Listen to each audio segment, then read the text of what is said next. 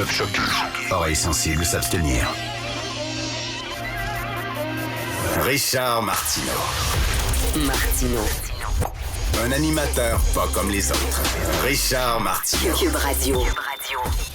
Bon mardi, merci d'écouter Cube Radio. Alors, il y a beaucoup de gens qui tombent sur la tomate de Pierre Poilievre aujourd'hui parce que, bon, il a osé faire un parallèle entre la CBC et Radio-Canada et puis la télé chinoise, par exemple, ou la télé russe. Il y a une différence entre une télévision d'État et une télévision publique. Des fois, il y a des gens qui font une erreur. Ils écrivent en parlant de Radio-Canada, c'est une télévision d'État. Non, c'est une télévision publique, comme la BBC. C'est-à-dire, c'est pas un organe de propagande. Une télévision d'État, c'est que c'est directement là, associé au gouvernement. C'est redevable au gouvernement. C'est le gouvernement qui décide qui va parler, qui décide qui va être en ondes, ce qui va être dit, etc. La télé chinoise, la télé nord-coréenne, la télé russe, c'est une télévision d'État. C'est pas le cas de Radio-Canada. C'est une télévision publique, c'est-à-dire financée par le système public. Cela dit, il faut être aveugle et sourd pour ne pas voir qu'il y a un biais à Radio-Canada. Puis un biais pro-libéral en Christie. Je dis pas que les journalistes sont à la solde du gouvernement libéral, absolument pas. Il y a des journalistes d'enquête qui sont indépendants, qui font ce qu'ils veulent, ça. Mais dans le choix des commentateurs, par exemple, c'est très pro-libéral. Certains reportages, tu vois le jupon dépassé. Hein? Justin Trudeau ne cesse de donner de l'argent à CBC et Radio-Canada. Et puis, on dirait que les patrons là-bas savent de quel côté leur toast est beurré. OK, avant, Radio-Canada, c'était un repère d'indépendantistes. Quand on parlait de Radio-Canada, les cyniques faisaient des jokes là-dessus.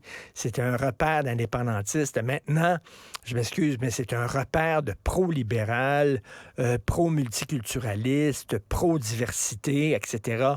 Un débat à la radio de Radio-Canada, un débat entre 4 personnes, c'est quelqu'un d'extrême gauche, quelqu'un de gauche, quelqu'un de centre-gauche et un woke.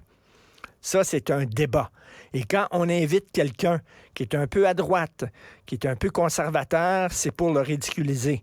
Récemment, j'ai reçu une invitation de l'émission de Marie-Louise Arsenault à la radio de Radio-Canada. « Ah, M. Martineau, vous aimez beaucoup le cinéma, on va parler de votre amour du cinéma. » Ben, je suis là dans un cave, moi.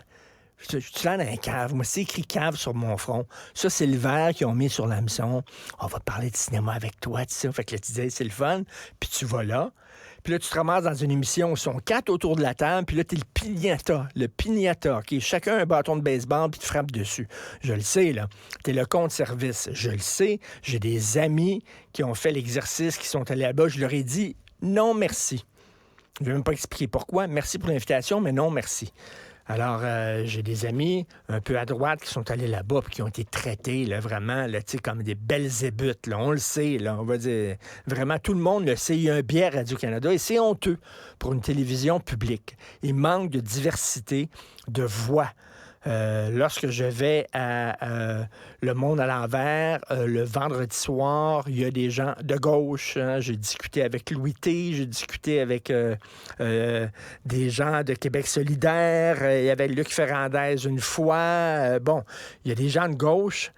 Il y a des gens de droite et ça fait un débat. Et c'est pas ça pour Radio-Canada, absolument pas. Donc, écoutez, je sais pas si vous connaissez Jody Matthew Burke. Jody Matthew Burke, c'est un délinquant sexuel. C'est dans la presse, il y a un texte dans la presse. Et maintenant, il se fait appeler Amber. OK, le gars, là, il est bâti des super muscles, etc. Il se fait appeler Amber. Il s'est fait photographier parce qu'il a réussi à avoir un téléphone cellulaire à l'intérieur de la prison. Je sais pas comment, il est à Bordeaux. Il s'est fait photographier avec une robe et il dit qu'il veut être transféré dans une prison pour femmes parce qu'il s'auto-identifie femme. Et vous savez que c'est la loi. Justin Trudeau le dit. Vous n'avez plus besoin de suivre une thérapie hormonale. Vous n'avez plus besoin de passer sous le bistouri. Il suffit que vous disiez « je me sens femme » à l'intérieur pour que automatiquement vous puissiez être transféré dans une prison pour femmes. Le gars, c'est ce qu'il fait. Il est à Bordeaux, il attend de connaître sa peine, notamment pour agression sexuelle armée et menace de mort contre son ex-conjointe qui l'a battu est forcé à avoir une relation sexuelle avec un couteau sur la gorge. Et lui, il veut être transféré dans une prison pour femmes et légalement, il n'y a rien qui peut l'empêcher. En Écosse, ils ont commencé ça, eux autres. Là. Ils avaient commencé ça, un gars, il dit, oui, moi, je suis une femme, il faut qu'on transfère dans la prison pour femmes. Ils ont arrêté. Ils ont dit, c'est fini les folies, là. Ils ont dit, on va arrêter de niaiser, là. C'est pas vrai qu'on va prendre un agresseur sexuel, qu'on va le mettre dans une prison, on va être entouré de femmes, que c'est sous prétexte que le gars, il se fait appeler Amber. À un moment donné, là, c'est fou raide, mais c'est comme ça.